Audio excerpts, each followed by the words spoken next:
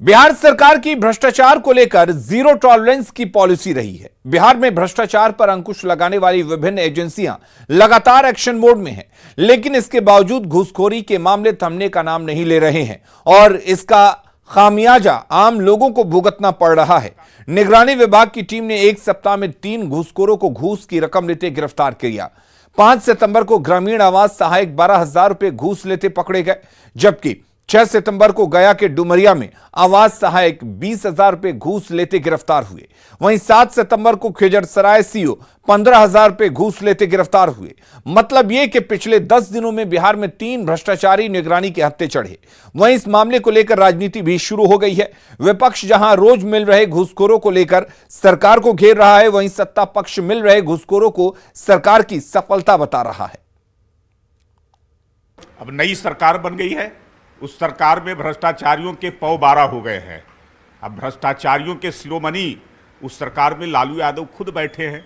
अब बार बार मुख्यमंत्री को उनके यहाँ जाना पड़ रहा है, तो यही जो है से समझ सकते हैं कि भ्रष्टाचारी क्या करेंगे लगातार जो है से। और सबसे बड़ा बात कि भ्रष्टाचारी तेजस्वी यादव जो आज नीतीश कुमार के साथ बैठे हैं, तो एक अच्छा मैसेज गया लोगों के बीच में। जो भ्रष्ट पदाधिकारी हैं उनके बीच में अब एक भय का वातावरण होगा और जनता को भी जहां ऐसे जानकारी होगी कि हाँ साहब अमुक पदाधिकारी ढंग से गलत हरकत कर रहा है, उसकी सूचना आएगी और उस पर कार्रवाई होगी। कि अपराध भ्रष्टाचार की जड़ों को काटना इतना आसान नहीं होता है, तो जिस तरह से पकड़े जा रहे हैं लोग, इस बात को तो साबित कर ही रहा है कि रिश्वत लेने में उन्हें कोई भय नहीं है। ठीक है, मैं इसको भी सराहना करता हूं कि वो पकड़े जा रहे हैं, लेकिन उनके मनोबल को तोड़ने के लिए सरकार को सामूहिक तौर पर प्रयास करनी चाहिए। अवैध नियुक्ति के मामले में तिरहुत प्रमंडल के 4 शिक्षिकाओं को बर्खास्त कर दिया गया, जबकि 5 शिक्षिकाएं सेवानिवृत्त हो गई हैं। इन शिक्षिकाओं की पेंशन रोक दी गई है। बिहार में ऐसी 150 शिक्षिकाओं को बर्खास्त किया गया है जिन्होंने 33 साल की नौकरी कर ली। सरकार बर्खास्त शिक्षिकाओं से पैसे की वसूली करेगी कि नहीं, यह साफ नहीं है, लेकिन पेंशन पर रोक लगा दी गई है। मुजफ्फरपुर के Rambagh teacher training school diet में कार्यरत शिक्षिका को अनियमित और अवैध नियुक्ति पाए जाने पर आरडीडी जीवेंद्र झा ने कार्रवाई की। फिलहाल जो है जो हमारे स्तर से कार्रवाई हुई है उसमें सेवा से बर्खास्त 4 शिक्षिकाओं को किया गया है और 5 मामले ऐसे हैं जो सेवानिवृत्त हो गए थे, उनका पेंशन जब्त किया गया हमारे स्तर से। यही कार्रवाई अभी हुई है। और बड़ी खबर का रुख कर लेते हैं। बगहा में ट्रेन डिरेल हो गई है। हरिनगर रेलवे स्टेशन पर ट्रेन डिरेल हुई है। हमसफर एक्सप्रेस डिरेल हो गई है। दिल्ली से कटिहार जा रही थी चंपारण हमसफर एक्सप्रेस। नरकटियागंज गोरखपुर रेलखंड पर आवागमन इससे प्रभावित तो हुआ है। बड़ी खबर आपको बता दें, बगहा में हमसफर एक्सप्रेस डिरेल हो गई है। चंपारण हमसफर एक्सप्रेस डिरेल हुई है। यह ट्रेन दिल्ली से कटिहार जा रही थी और इस दौरान नरकटियागंज गोरखपुर रेलखंड पर आवागमन प्रभावित तो हुआ है।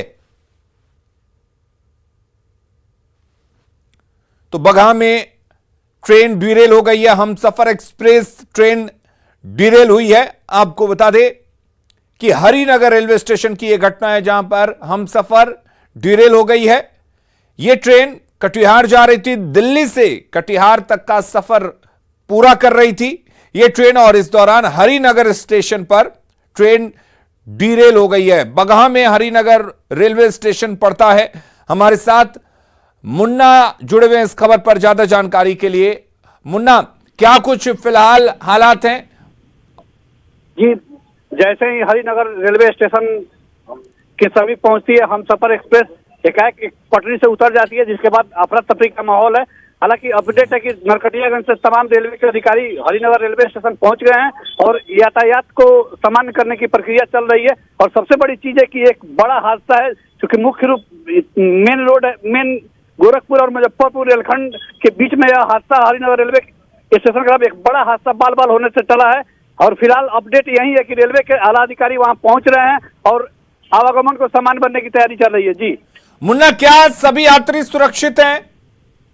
जी, निश्चित तौर पर ट्रेन पटरी से उतरने के बाद चालक ने सूझबूझ दिखाई है और सूझबूझ के बाद उस रेलवे ट्रैक पर ही ट्रेन को खड़ा कर दिया गया है, जिससे बड़ा हादसा टल गया है और सभी पैसेंजर उस ट्रेन में सुरक्षित हैं।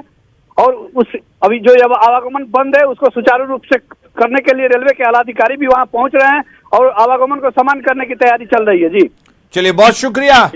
नजर बनाए रखिए इस बड़ी खबर पर, हम लगातार आपसे अपडेट लेते रहेंगे और खबरें लगातार जारी हैं। आप बने रहिए न्यूज़ 18 बिहार।